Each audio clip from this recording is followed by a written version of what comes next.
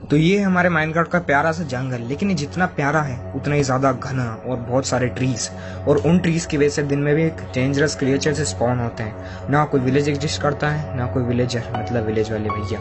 काऊ, pig, ship, और ये भी इतने कम स्पॉन होते हैं कि खाने पीने के भी लाले पड़ने वाले हैं। मुझे पता नहीं कि मैं कर पाऊंगा कि नहीं माइनक्राफ्ट हार्डकोर में 100 दिन सिर्फ और सिर्फ इसी जंगल में। और इन्हीं 100 डेज के अंदर मुझे अपने 3 मकसद को पूरा करना है। पहला कि मैं जो भी बिल्ड करूंगा वो मुझे ट्री पर ही करना होगा, क्योंकि नीचे मॉब्स का खतरा है दिन में भी। और दूसरा, एंडर ड्रैगन का खात्मा। थर्ड और आखिरी चीज, विदर की भी चटनी बना देना। तो इस अमेजिंग सी जर्नी को साथ में शुरू करते हैं।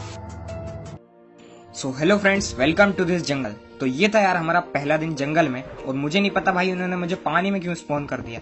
फिर मैं जैसे ही पानी से बाहर निकला, मैंने फटाफट से वुड को ब्रेक किया और उससे बनाए कुछ अपने टूल्स लकड़ियों के, क्योंकि इसके बाद मुझे स्टोन मिलता ना तो मैं इनको कभी यूज नहीं करता, लेकिन स्टार्टिंग में इनको करना पड़ता है।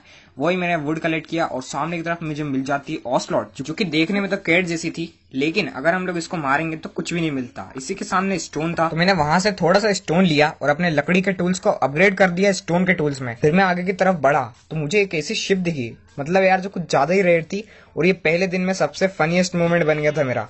तो इसको मैंने मार दिया और अपना वुल ले लिया। और फिर मुझे दिख जाते हैं वाटरमेलन, तरबूज, जो कि मेरे बहुत ज्यादा फेवरेट थे, लेकिन मैं अगर इनको तोड़ता हूँ तो मुझे सिर्फ 2 ही स्लाइस मिल रही थी। तो मैंने क्या किया, सारे फिर भी कलेक्ट कर लिए, क्योंकि यार कब तक मुझे भूखा रहने में पड़े मुझे नहीं पता था। तो फिर चल दिया मैंने आगे की तरफ शिप को ढूंढने, और एक शिप मिलती है तो उसको मैं फटाक से मार देता हूँ, क्योंकि यार मुझे वुल चाहिए था और रात होने से पहले पहले बेड बनाना था, वरना रात में अलग ही सीन हो जाता फिर। और फिर काफी ढूंढने के बाद एक और शिप मिल जाती है, तो मैं बनाता हूँ एक बेड, और बेड बनाने के बाद ही रात हो जाती है, तो मैं सो जाता हूँ गहरी नींद में। तो फिर अगले दिन डे 2 के स्टार्टिंग में मैं निकल पड़ता हूँ केव को ढूंढने के लिए, लेकिन किस्मत से भाई क्रीपर पड़ जाता है मेरे बगल में, और मैं कुछ ज्यादा डैमेज तो नहीं पड़ता है, लेकिन नीचे की तरफ एक केव मिल जाती है। तो उस केव के अंदर में जैसे ही एंटर हुआ, मैंने पहले स्टोन ब्रेक किया, क्योंकि यार स्टोन के टूल्स बनाने थे। फिर मैंने सोचा कि केव के अंदर चला जाए, और लकीली यार आयरन भी मिल ही जाता है, तो आयरन को मैं ब्रेक करता हूँ। और केव में बहुत ज्यादा अंधेरा था, तो यार मेरे को डर तो लग ही रहा था, लेकिन अंदर की तरफ कोल मिलता है। तो सारा कोल कलेक्ट करने के बाद मैं बनाता हूँ टॉर्चेस, और उन टॉर्च को लगा देता हूँ केव के अंदर। अब थोड़ा बढ़िया लग रहा था, क्योंकि यार डर थोड़ा सा कम हो गया था। फिर नीचे की तरफ मुझे और आयरन मिलता है, तो वो भी आयरन भी मैं कलेक्ट कर लेता हूँ, क्योंकि यार आयरन तो मैं कभी छोड़ने नहीं वाला हूँ। फिर उसके बाद मैं केव से बाहर निकलने का डिसाइड किया, और केव से बाहर निकलने के बाद मैंने सोचा कि एक फर्नेस बनाई ली जाए अभी, और जो भी आयरन कलेक्ट करा है उनको फर्नेस में डाल के स्मेल्ट कर देते हैं। फिर मेरे पास जितना भी आयरन था मैंने उसको फर्नेस में डाल दिया स्मेल्ट होने के लिए, और मुझसे सबर तो हुआ ही नहीं, तो मैंने जो भी आयरन था वो भी निकाल लिया और बनाई अपने लिए एक बाल्टी, क्योंकि बाल्टी यार बहुत ज्यादा साथ देने वाली है। फिर पानी ढूंढने के लिए मैं जंगल में भटक रहा था यहाँ वहाँ, और फिर जैसे ही मैंने पीछे की तरफ देखा तो यहाँ पे एक तोता था, जो कि बहुत ज्यादा क्यूट था, एकदम रेड कलर का, और रेड कलर अपने भाई का फेवरेट है। इस घने से जंगल में ये बेचारा भूखा प्यासा था, तो मैंने इसको कुछ सीड्स खिलाई और ले आया अपने साथ अपने घर, इसको दोस्त बनाकर। फिर अगले दिन ये मेरे शोल्डर पे बैठ गया, तो इसने तो यार मेरा दिल जीत लिया था, और बहुत ज्यादा प्यारा था ये छोटा सा मिट्टू। तो इसको मैंने सोचा कि अब तो मेरे साथ ही रहेगा ये। तो मैं जैसे ही बाहर निकला इस केव से, तो मुझे सामने की तरफ एक और ग्रीन पैरेट दिख जाता है, तो मैंने सोचा इसको भी साथ में रख ही ले जाए, और इसके चक्कर में मैं गिर जाता हूँ पानी में। और फिर पानी में तो भाई डुबकी लगवाई दी थी इस मिट्टू ने, तो मैं जैसे तैसे करके पानी से बाहर निकला और इसको भी अपने साथ रख लिया था। और अब इस जंगल में सर्वाइव करने के लिए मेरे साथ थे 2 दोस्त। फिर मैं वापस केव में गया और जो भी आयरन स्मेल्ट हुआ था वो सारा कलेक्ट कर लिया, वो बनाया अपने लिए आयरन का आर्मर। और ये बनाने के बाद मेरा कॉन्फिडेंस बहुत ज्यादा हाई हो गया था सच में। फिर उस आयरन के आर्मर को बिना टाइम गवाए मैंने पहन लिया, फिर बनाया अपने लिए कुछ आयरन के टूल्स, और अब देखो मतलब यार मेरे को बहुत ज्यादा सही लग रहा था, क्योंकि मैं बन चुका था आयरन मैन।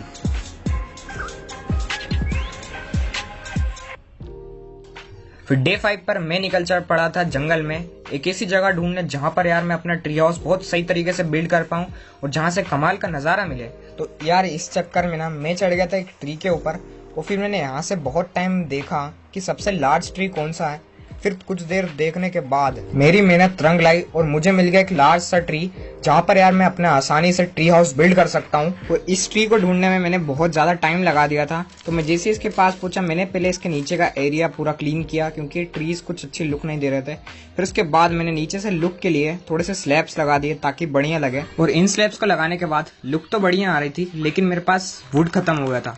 तो मैंने कुछ दिन तक तो ट्रीज को कट किया, और डे 11 पे स्टार्ट कर दिया अपना घर का प्लेटफॉर्म बनाना ट्री हाउस पर। तो मैंने जो भी वुड कट किए थे उनको पहले प्लैंक्स में कन्वर्ट किया, और उसके बाद पहले एक छोटा सा प्लेटफॉर्म तैयार किया जहां पर से मैं यार आगे का काम चालू कर सकूं। फिर नेक्स्ट नाइट आने तक मैंने अपने ट्री हाउस का प्लेटफॉर्म बिल्ड कर लिया था। फिर उसके बाद मैंने उस पर कुछ लगाई फेंस और ट्रैप डोर्स, क्योंकि यार कभी मैं गलती से भी नीचे यहाँ से गिरा तो मेरा हार्डकोर का यहीं पे अंत हो जाता। कुछ वुड्स लगाए, उनको चॉप किया और मेरे ट्री हाउस का बेस एकदम कंप्लीट हो गया था। और इसकी खिड़की में से मुझे सामने की तरफ एक सनसेट का नजारा दिख रहा था, लेकिन कुछ ट्रीज बीच में आ रहे थे तो मैं उनको बाद में हटाने का फैसला कर लिया था। नेक्स्ट डे मैंने अपने ट्री हाउस का छत तैयार किया और उसके बाद मेरा ट्री हाउस बन के एकदम रेडी था।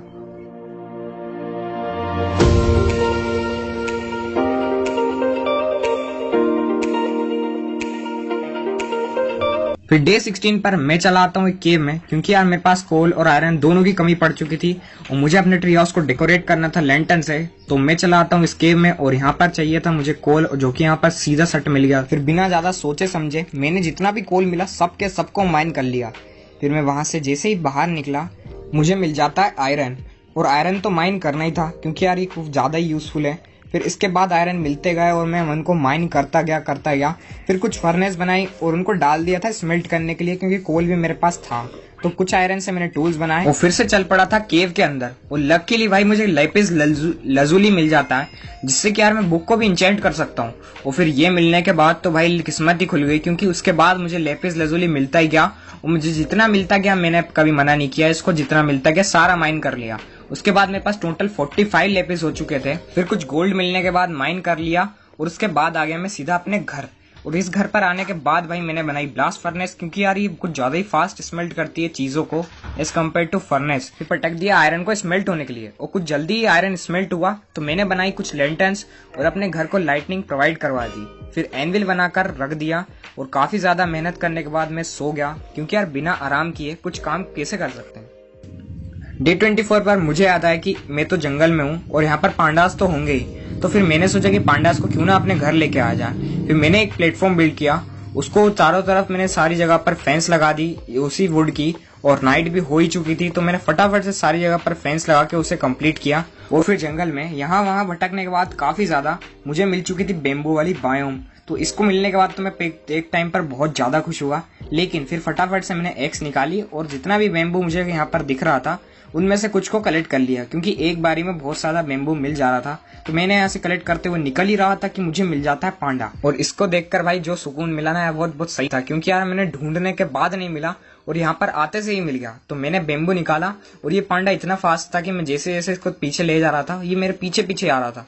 लेकिन फिर उसके बाद यार इसको पांडा वाली जगह पर चढ़ाने में बहुत ज्यादा मुश्किल हुई, लेकिन जैसे तैसे करके मैं उसको ऊपर चढ़ा लिया और ऐसे करके 2 पांडास को मैंने ब्रीड करवा दिया। और उसी के साथ एक छोटा सा बेबी निकला पांडा का, जो कि बहुत ही ज्यादा क्यूट था, छोटा सा, और इसी बायोम में बहुत बढ़िया लग रहा था। तो मेरे पास बेम्बू बहुत सारा था तो मैंने इसको फटाफट से खिलाया और इसको भी इनके जैसा एकदम बहुत ज्यादा बड़ा कर दिया, क्योंकि यार ये बच्चा लग रहा था इनके सामने।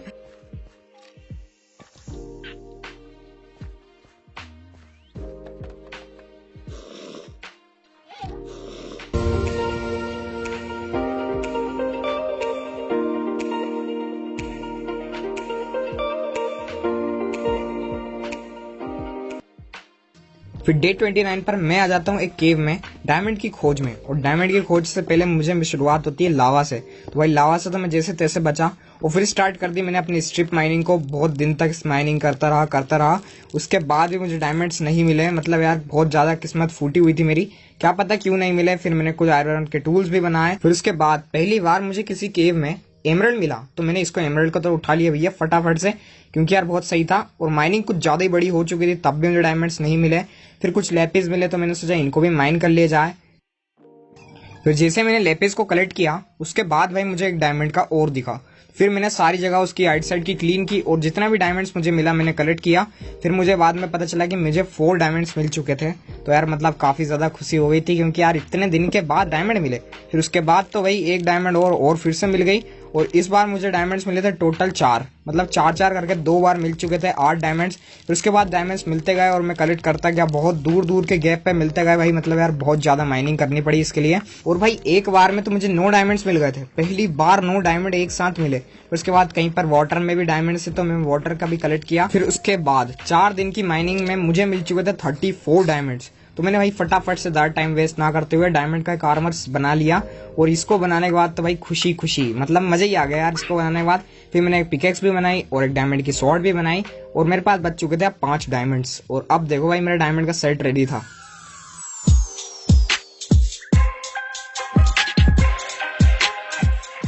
फिर डे 33 पर मैं अपनी डायमंड की पिकेक्स और लावा की बाल्टी और पानी की दोनों साथ लेकर जाता हूँ एक केव में, जहाँ पर मुझे मिलता है ऑब्सिडियन। और इस ऑब्सिडियन को माइन करने में भाई मतलब हालत टाइट हो गई थी, क्योंकि मुझे चाहिए था बहुत सारा ऑब्सिडियन, क्योंकि मैं बनाने वाला था बहुत ज़्यादा बड़ा पोर्टल। इतना भी ज़्यादा बड़ा नहीं, लेकिन यार मीडियम से तो काफ़ी सही बनाने वाला था, तो मैं कट कर दिया। फिर मेरे नेदर पोर्टल को देखकर मेरी छाती चौड़ी हो गई, क्योंकि यार इतना मस्त लग रहा था नेदर पोर्टल की, मज़ा ही आ गया। इसको फ्लिंट एंड स्टील से लाइट अप किया।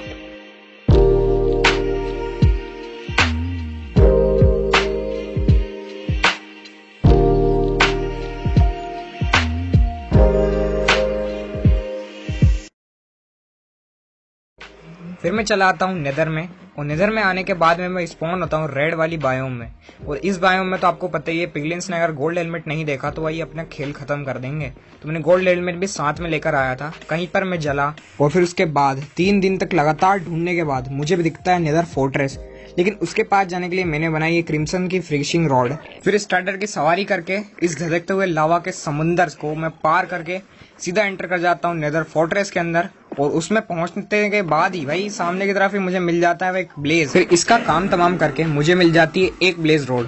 फिर उसके बाद मुझे कुछ नेदर वॉर्ड्स मिलते हैं, मैं इनको भी कलेक्ट कर लेता हूँ, क्योंकि यार इनसे पोशंस बनाएंगे। और मेरी किस्मत इतनी अच्छी थी कि उसी के बाद मुझे मिल जाता है ब्लेज का स्पॉनर भी। तो मैं इसकी सारी टॉर्चेस हटा देता हूँ, क्योंकि यार मैंने लगा दी थी। फिर हटाते से ही भाई 2 ब्लेज सामने आ जाते हैं। इन दोनों की भी मैं चटनी बनाता हूँ, और मुझे एक ब्लेज से 2 ब्लेज रोड मिल रही थी, क्या पता क्यों।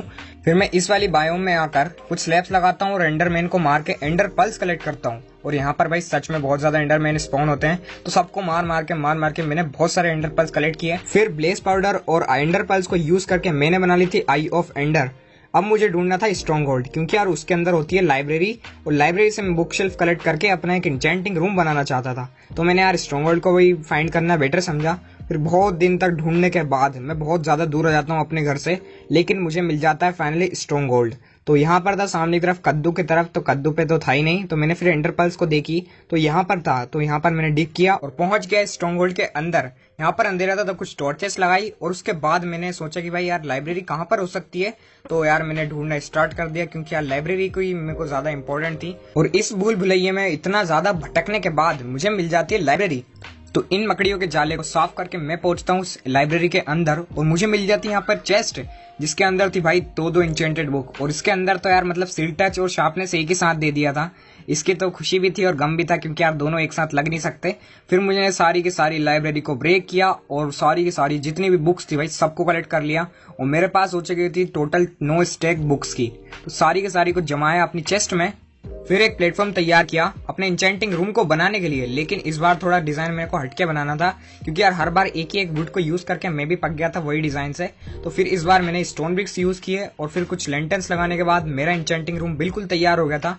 फिर मैंने अपनी चेस्ट में से डायमंड्स कलेक्ट किए और इंचेंटिंग टेबल बना लिया क्राफ्टिंग टेबल की मदद से। और भाई इंचेंटिंग टेबल बनाने के बाद मतलब यार मेरे को बहुत सही लगने लगा था, क्योंकि यार अलग ही कॉन्फिडेंस आ गया था। फिर अपने इंचेंटिंग टेबल को लेकर मैं आ गया था अपने इंचेंटिंग रूम में, और यहाँ पर मैंने इंचेंटिंग टेबल को प्लेस किया। और फिर उसके बाद एनविल की मदद से जो मुझे इंचेंटेड बुक्स मिली थी लाइब्रेरी में, उससे मैंने अपनी स्वॉर्ड को इंचेंट किया शार्पनेस 4 लगाकर, और इसका अटैक डैमेज भी भाई 12 हो चुका था। फिर मैंने अपनी पिकेक्स में लगाई फॉर्च्यून सेकंड। फिर उसके बाद गाइस इंचेंटिंग रूम में से सनसेट का नजारा भी बहुत सही मिल रहा था।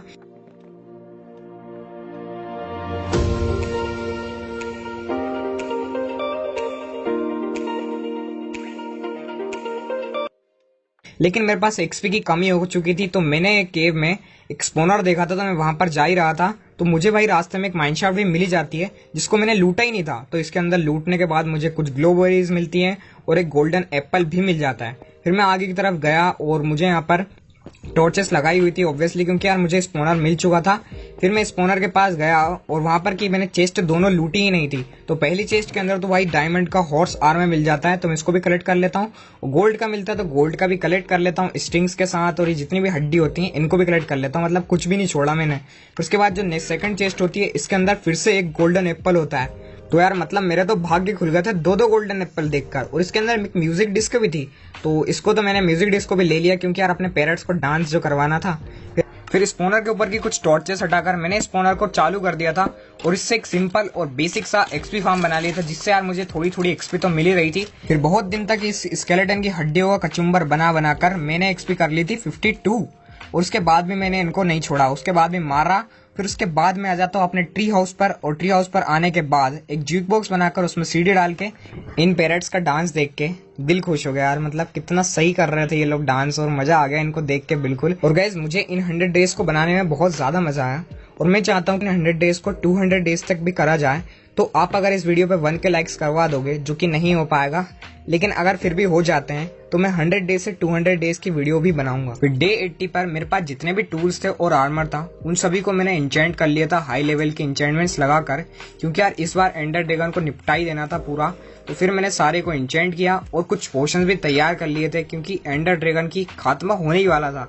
फिर एंडर आई लगाकर एंड पाउडर को एक्टिवेट करके मैं जंप कर लिया सीधा एंड सिटी के अंदर। फिर कुछ नेदरएक्स लगाकर मैं पहुंच गया एंडर ड्रैगन के जस्ट करीब ही पहुंच गया। फिर उसके बाद अपने बो से मैंने जितने भी एंड क्रिस्टल थे उनमें से सबसे पहले वाले को ब्लास्ट किया, जिससे कि एंडर ड्रैगन की हेल्थ भी थोड़ी सी डाउन हो चुकी थी। फिर मैंने जितने भी एंडर क्रिस्टल्स थे जिनको मैं फोड़ सकता था बो से, उन सभी को ब्लास्ट किया और जो एंड क्रिस्टल्स केज के अंदर थे मैंने उनके ऊपर चढ़ के उनको भी ब्लास्ट कर दिया। फिर जब फाइनली एंडर ड्रैगन नीचे आया उनके संडास पे, मैंने स्ट्रेंथ के पोशन की एक बोतल को गड़क कर एंडर ड्रैगन को मार मार के उसको एकदम तबाह कर दिया और अब मेरा सेकंड गोल भी कंप्लीट हो चुका था। फिर इसके अंदर से जो भी एक्सपी मिली सारी की सारी को कलेक्ट करके अपने इंचेंटमेंट्स कुछ लगा लिए स्वॉर्ड में। फिर उसके बाद मैं आ जाता हूँ सीधा नेदर के अंदर विदर स्केलेटन्स को ढूंढने के लिए, क्योंकि इन्हीं को मार के मुझे विदर इनके स्कल मिलेंगे और उससे मैं विदर को मार के उसकी भी चटनी बना दूंगा, जिससे कि मेरा थर्ड गोल भी कंप्लीट हो जाएगा। फिर मुझे यहाँ पर जितने भी विदर स्केलेटन्स मिलते गए सारे को मैं किल करता गया, लेकिन मुझे इतने मारने के बाद भी मुझे एक विदर स्केलेटन का स्कल भी नहीं मिला। फिर 4 से 5 दिन नेदर में इन स्केलेटन्स को मार के मुझे विदर का एक स्कल मिल चुका था और इसके बाद 2 स्कल हो चुके थे और ऐसे ही करके मैंने 3 स्कल को कलेक्ट किया और उसके बाद मैं आ जाता हूँ सीधा एंड सिटी में। फिर नीचे आने के बाद मैं वही टेक्निक को यूज करता हूँ जिससे विदर ऑटोमेटिक सफोकेशन की वजह से उसको डैमेज पहुंचेगा और कुछ डैमेज मैं भी उसे दे दूंगा। तो मैंने यहाँ पर से एक विदर स्केलेटन को समन किया और उसके बाद भाई ये ब्लास्ट पे ब्लास्ट होता जा रहा था, लेकिन बेडरॉक के अंदर सफोकेट होने की वजह से इसको भी थोड़ा थोड़ा डैमेज मिल रहा था। लेकिन जब मैं इसको स्वॉर्ड से मारने गया तो इसने मुझे विदर सेकंड का इफेक्ट दे दिया, जिससे मेरी हेल्थ डाउन होने लगी। लेकिन मैंने अपने साथ मिल्क की बकेट लाया था, उसको पिया और मिल्क पीते से ही मेरा कोई इफेक्ट गायब।